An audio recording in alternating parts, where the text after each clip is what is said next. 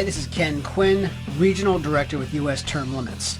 In this segment of Exposing the Myth of the Runaway Convention, we are going to examine the opponent's claim that the framers of the Constitution also violated their authority by changing their ratification requirement from unanimous consent to only 9 states, and having it confirmed by the people instead of the state legislatures. This charge, as you will recall, is based upon the falsehood that Congress called the Federal Convention for the sole and express purpose of revising the Articles of Confederation, and that unanimous consent by the legislatures was required to amend it. The reason for requiring unanimous consent was not due to the Articles of Confederation, but because the delegates were creating a new compact between sovereign states, and the long-established principle of a new treaty required unanimous consent.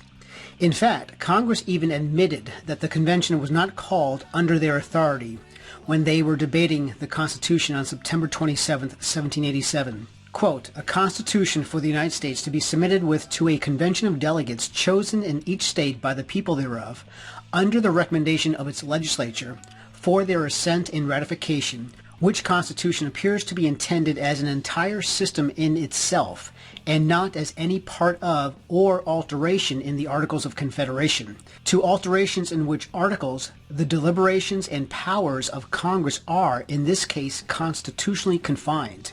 The members of Congress not feeling themselves authorized by the forms of government under which they are assembled to express an opinion respecting a system of government no way connected with those forms." Unquote. In Federalist 40, James Madison examined the commissions given to the delegates by their legislatures to determine the authority granted to them, and notes whether they referenced the broad language from the Annapolis Report or the limited language from the Congressional Report, or both. He explained how the delegates did not exceed their authority and also addressed the changing of the ratification requirement. Quote, "In one particular, it is admitted that the convention have departed from the tenor of their commission. Instead of reporting a plan requiring the confirmation of the legislatures of all the states, they have reported a plan which is to be confirmed by the people and may be carried into effect by 9 states only."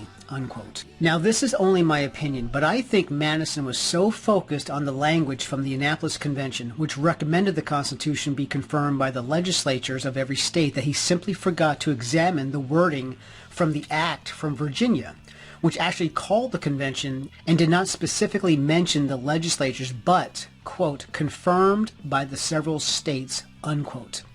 This allowed for the Constitution to be approved by either the legislatures or the people. Madison did not waste much time addressing this point because the Anti-Federalists were not attacking this as much as they were attacking other points of the Constitution. He briefly explained how power is derived from the people and attacked the absurdity of the unanimous consent requirement for amending a Constitution, which they knew all too well, because of the refusal of the state of Rhode Island to agree to any amendments to the Articles of Confederation, and that prohibited correcting any of its faults. Even this small admission by Madison vanishes in the wind once we take a look at the context of his remarks. Federalist 40 was published on January 18,